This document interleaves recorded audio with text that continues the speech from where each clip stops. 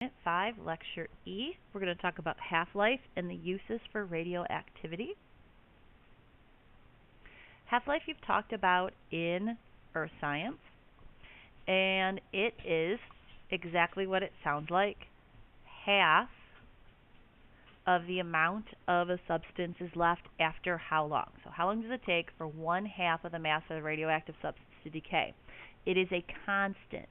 The half-life does not change. The amount of material changes, the half-life doesn't.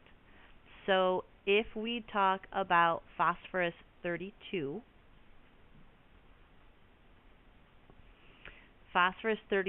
on reference table N down here has a half-life of 14.28 days. 14.3, we'll round that to days. So at time 0 half-life goes by, and I have 100 grams of phosphorus and no sulfur 32. How do I know it's turning into sulfur 32? So if I have phosphorus 32, whose atomic number is, periodic table phosphorus 15, reference table N tells me that it emits beta radiation because it undergoes beta decay. And then 32 equals 0 plus 32, and 15 equals -1 plus 16, and element 16 right next to element 15 is S, which is sulfur. So that's how we know it's going to turn into sulfur 32. If I wait 14.3 days, 1 half-life has gone by, so I will have half of the 100. My mass is going to be 50 grams of phosphorus 32 and 50 grams of sulfur. If I wait 28.6 days, 2 half-lives have gone by. Now what I have is a half of a half. So I'm going to have half of this 50, or 25, which means I'll have 75 grams of sulfur. Notice 2 half-lives went by. I didn't divide the 100 by 2. I had to divide the 100 by 2 twice. If we wait another 14.3 days, so we have 42.9 days and 3 half-lives, I now have a half of a half of a half, or 12.5 grams of phosphorus left, which gives me 87.5 grams of sulfur. Notice at 0 half-lives, I have the whole amount. I have 1/1. After 1 half-life, the fraction I have left is 1/2. After the second half-life, I have 1/2 of 1/2, or just 1/4. After the third half-life, I have 1/2 of 1/2 of 1/2, or 1/8 of my original sample. The easiest way to talk about half-life is to actually show you some examples. So I'm going to look at some Regents questions, and while we're doing them, we'll also talk about some of the uses for radioactivity. They like to give you paragraphs and information and then ask you multiple questions about them. So one of the final exam questions had to do with Marie Curie and radium. One of the questions that went along with this was, if a scientist purifies 1 gram of radium-226, how many years must pass before only 0.5 grams of the original radium-226 remains unchanged? They're assuming you understand that this is referring to half-life. And if you have 1 gram, how many half-lives does it take to get to 0.5 grams? So what you do is you would divide your amount by 2 until you get to the amount they're targeting. And you only have to do that once, so that means 1 half-life went by. Now you have to go to reference table N. Here's the answer you got was in years, and their unit is years. We're probably right. Next question. One of the questions that went with this paragraph says, if 12.5 grams of the original sample of cesium-137 remained after 90.6 years, what was the mass of the original sample?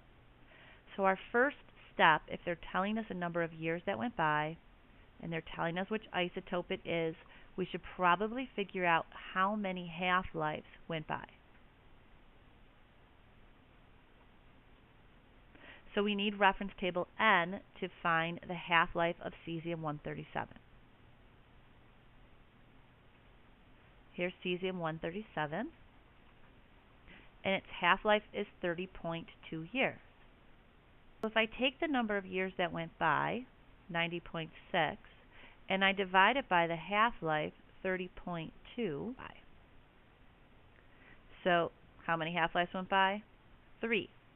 That's not our answer yet, because that's how many half-lives went by.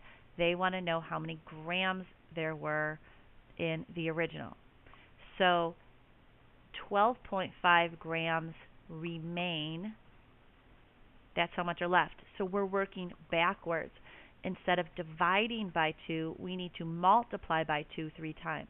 So we're going to take 12.5 and multiply that by 2. So that's going to give us 25. We're going to take 25 and multiply that by 2 again. So that's 50. And then we're going to take 50 and multiply it by 2 a third time and have 100. So there was originally 100 grams. Back to our lecture notes, and we'll briefly talk about the uses of radioisotopes, and then we'll wrap it up for this unit. One of those practice questions mentioned tracers. Tracers are when scientists use a radioactive version of a normally stable element to be able to follow the pathway, either through a body or through a chemical pathway. So this is one of the ways they figured out all of the steps of photosynthesis, that carbon dioxide and water making glucose and oxygen is the net reaction. All of the steps in the middle, which are more complicated, were figured out by putting plants into an environment that had radioactive carbon dioxide, so carbon-14, carbon dioxide, and then they would just grind up the plant and look for all of the different chemicals that contain the carbon-14 in between, and then you can use those as pieces for a puzzle to figure out what the steps of the reactions were. They can also use them to trace something through a body by giving you an injection and taking x-rays after certain amounts of time to see how much of it gets to the specific targeted body tissues in that amount of time. We can use radioisotopes for radioactive dating. So we go back and we look and see how much radioactive material is commonly in the area, what's the average amount when something's formed, and then we look at how much is left by the time we get it. So there is a certain average of carbon-14 in the air and the carbon dioxide. Once the plant takes it in, then it is trapped and it starts to decay. So you can figure out when that piece of organic material was formed by a plant. So obviously it's not going to tell you when a bowl was carved, but it will tell you the approximate age that the tree was that the bowl was carved out of. So we can use carbon-14 for organic materials, and we use uranium for rocks and minerals because uranium has a much longer half-life in order to be able to do that. Carbon dating is accurate to within a range of about 100 years, plus or minus, depending on the sample and where it was taken and how much data they have for that area. So it gives an approximate range. It's not going to give anything that's specific to within, a year, but it has become very accurate. In medical uses, they're going to look for isotopes that are short half-lives. That would be the first one, because you want it irradiating a body as little as possible. Something that our body eliminates. There's some materials that our body, our kidneys and our liver can process out, that they can extract, that they can break down, they can put into compounds that will excrete. So those would be good things so that your body can get rid of them then, and it doesn't matter how long they're radioactive. if you're going to eliminate from your body within 24 hours, it's no longer in your body. You don't want something that your body takes up and is going to keep inside of it forever. Those are things that we say bioaccumulate, things that just stay within your tissues. We don't want those things because then they're going to stay in your body and be radioactive basically forever. So things that eliminate quickly, things with short half-life, ones that the state wants you to, ones that the state wants you to memorize for their specific uses are cobalt-60 for cancer treatment and detection, iodine-131 for thyroid and thyroid disorders, and technetium-99 attaches to brain tumors. There are other radioactive isotopes that they use for medical diagnosis and treatment. Those are just a few of the specific ones that you should know their specific uses for. We use radiation for all kinds of things, from treating cancer to running smoke detectors to printing paper, believe it or not. They use radioactivity to gauge how close together the rollers are to make the paper thinner or thicker. Radiation sterilizes everything from our eye goggles in the goggle cabinet to medical equipment. European countries will use radiation to sterilize food. We don't do that here. So there are lots of good uses for it. Obviously, there are dangers to being exposed to the radiation yourself. There's always some background radiation. There are things that we surround ourselves by every day that give off different amounts of radiation. The higher you are in the atmosphere, the more radiation there is. So pilots and flight attendants are exposed to more radiation throughout the year than the average person is. People who are business people and are frequent flyers pick up more radiation than others. So we constantly have this background radiation. So whenever it's possible, I would recommend limiting your extra exposure to radiation. We can detect radioactivity by using something called a Geiger counter. It clicks. It makes that weird clicky noise. You might have seen them on nature shows or when you're in earth science and they're looking for uranium in the rocks. And they have it looks like a big square metal box. Mr. T, when he does his unit on radiation, dresses up in his white suit and has his Geiger counter, and it's clicking away. Photographic paper will be exposed by radiation. One of the first people to realize that rocks were giving off subatomic particles was Henri Becquerel, and he was working with these rocks, and he put them in a drawer overnight on top of a box of photographic film. And when he was going to use the film later, they were all exposed already in the areas where the rocks had been sitting.